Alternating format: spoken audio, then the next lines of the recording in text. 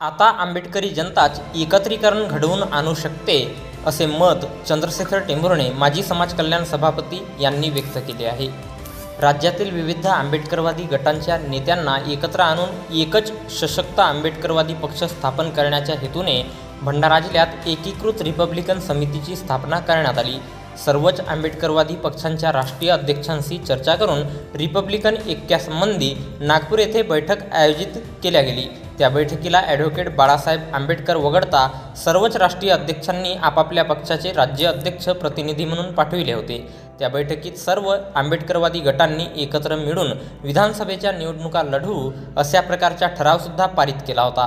तसेच एकत्रीकरणासंबंधी सर्व गटांच्या राष्ट्रीय अध्यक्षांची बैठक मुंबई येथे घेण्याचे सुद्धा निर्णय घेण्यात आले होते.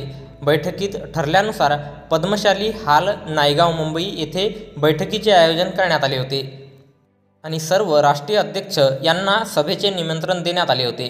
मात्र ॲडव्होकेट डॉक्टर सुरेश माने वगळता कोणतेच राष्ट्रीय अध्यक्ष सभेला उपस्थित राहिले नाही.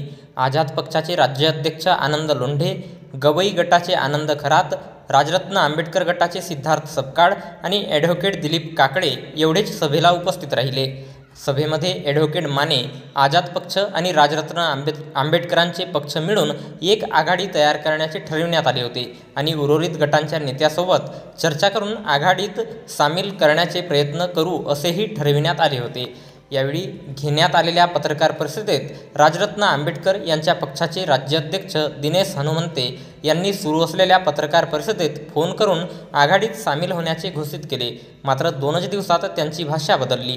रामदास आठवले, जोगेंद्र कवाडे, राजेंद्र गवई, आनंदराज आंबेडकर, वामन मेश्राम, सुरेश माने आणि बाळासाहेब खोब्रागडे हे सर्वच नेते रिपब्लिकन पक्षाचे ऐक्य झाले पाहिजे असे म्हणत होते आणि नागपूर येथे झालेल्या सभेत त्यांनी आपापल्या पक्षाच्या राज्याध्यक्षांना सभेतसुद्धा पाठविले होते. जणू काही ह्या सर्व नेत्यांना रिपब्लिकन पक्षाचे एकीकरण व्हावे हीच इच्छा आहे असे दाखविण्याचा प्रयत्न केला होता.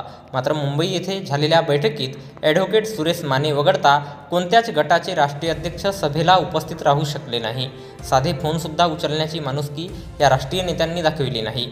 आज महाराष्ट्रात आंबेडकरवादी नेत्यांच्या गटबाजीमुळे आंबेडकरी समाजाचे फार मोठे नुकसान झाले आहे. लोकसभा, विधानसभा सोडा, साधा पंचायत समितीचा सदस्यसुद्धा निवडून आणण्याची ताकद महाराष्ट्रातील कोणत्याच आंबेडकरवादी गटांमध्ये राहिली नाही, ही वस्तुस्थिती आहे. आंबेडकरवादी जनप्रतिनिधी लोकसभा, विधानसभासारख्या सभागृहात नसल्याने आंबेडकरवादी समाजाचे प्रश्न कोणी मांडित नाही.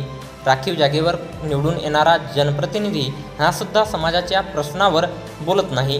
तो जो पक्षाच्या तिकीटवर निवडून येतो त्याच पक्षाची हुजरेगिरी करण्यात धन्यता मानतो आणि म्हणून आंबेडकरी समाजाचे प्रश्न सोडविण्यासाठी खऱ्या आंबेडकरवादी पक्षाचाच जनप्रतिनिधी लोकसभेत किंवा विधानसभेत निवडून जाणे गरजेचे आहे आणि हे सर्व एकत्रीकरण शिवाय शक्य नाही. आंबेडकरी समाजाला आंबेडकरी नेत्यांनीच गटागटात विखुरल्यामुळे आंबेडकरी समाज राजकीय दृष्ट्या सुनवत चालला आहे.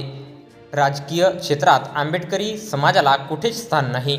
ज्या गटाच्या नेत्यांनी ज्या पक्षाची युती केली असेल त्याच पक्षाच्या प्रचाराकरिता एक गाडी आणि खर्चकरिता 5-10 हजार रुपये या पलीकडे आंबेडकरी नेत्यांची अवकात नाही. निवडणूक झाली की कोणी जवळही बसू देत नाही. एवढी वाईट अवस्था आंबेडकरी समाजाची आंबेडकरी नेत्यांनी केली आहे. यापूर्वी काँग्रेसने अनेकदा संविधानाशी छेडछाड केली. 42वी घटना दुरुस्ती करून मूलभूत अधिकारच धोक्यात आणले होते. नरेंद्र मोदींकडून संविधानावर वारंवार हमले होतच आहेत. आरक्षणात वर्गीकरण हा ताजा अनुभव आहेच. संविधानाला वाचविण्यासाठी आंबेडकरी समाजाने इंडिया आघाडीला मदत केली. त्याचा एक फायदाही झाला. मोदीच्या हिटलरशाहीला लगाम लागली. जे संविधान बदलण्याची भाषा करीत होते त्यांनाच आता संविधानाचे जागर करावे लागत आहे. ही आंबेडकरी मतदारांची ताकद आहे. आंबेडकरवादी गटांच्या कोणत्याच नेत्याला समाजाशिवाय काहीही घेणं देणं नाही. आंबेडकरवादी गटांच्या कोणत्याच नेत्याला समाजाविषयी काहीही घेणे देणे नाही. केवळ बाबासाहेबांच्या नावाने आपापले राजकीय दुकान सुरू केले आहेत. आंबेडकरी नेते मालामाल आणि जनता बेहाल ही अवस्था आज आंबेडकरी समाजाची झाली आहे. आंबेडकरी समाजाचे विकास करायचे असेल तर आता एकत्रीकरणाशिवाय पर्याय नाही. आंबेडकरी नेते स्वार्थापायी एवढे आंधळे झाले की त्यांना समाजाची अवस्था दिसत नाही. म्हणून आता आंबेडकरी समाजानेच एकत्रीकरणाकरिता पुढे आले पाहिजे. जनताच या नेत्यांना आता वाटणीवर आणू शकते. म्हणून एकत्रीकरणाच्या लढ्याला आपण सर्व मिळून पुढे नेऊया.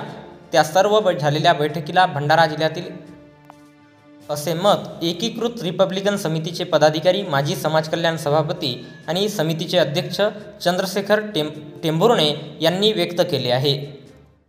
या सर्व बैठकीला भंडारा जिल्ह्यातील एकीकृत रिपब्लिकन समितीचे पदाधिकारी, माजी समाज कल्याण सभापती आणि समितीचे अध्यक्ष चंद्रशेखर टेंभुर्णे, मुख्य संयोजक साहित्यिक अमृत बनसोड, मुख्य निमंत्रक रोशन जांभुडकर, जिल्हा महासचिव आसित बागडे, पत्रकार संजीव भांबोरे, विजय भोवते, प्राध्यापक सुरेश खोब्रागडे, प्रबोधनकार ज्ञानचंद जांभुडकर, प्राध्यापक रमेश जांगडे, SK मडामे, माजी PSI दिलीप वानखेडे, पत्रकार खोब्रागडे प्रामुख्याने उपस्थित होते.